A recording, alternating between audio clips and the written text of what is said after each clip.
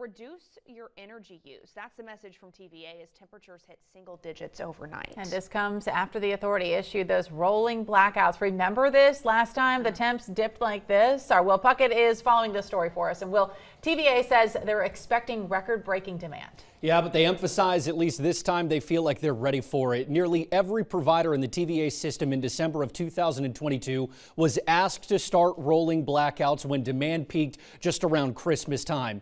This is now the first time we will be at or near those temperatures that we experienced in December of 22. TVA says they have invested millions in preparing and fortifying operations to make sure that they can withstand this bout of well below freezing temperatures.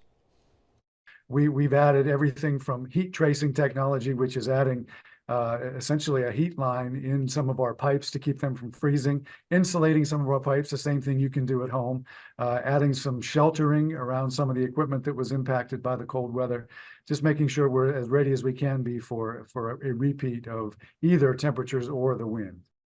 Brooks says they have done nearly 3,400 different things since December of 22. Despite all this, we did just receive information from KUB on making sure that you're using as little energy as possible. A couple of those are lower your thermostat to as safely and comfortably as you feel is possible inside your home or wherever you live. Postponing also using large electrical appliances. We're talking dishwashers, dryers, cooking equipment, anything like that. If you do have to use them during the warmest part of the day, so when the sun's at its highest peak.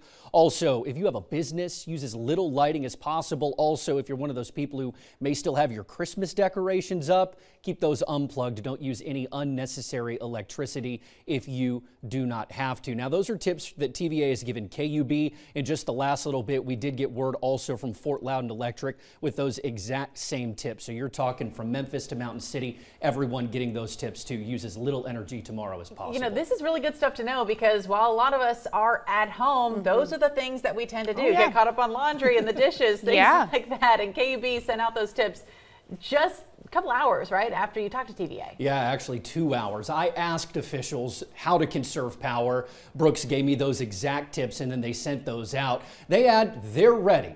They're talking 6 in the morning to 10 in the morning, the critical hours where they expect to hit that peak or possibly record-breaking demand.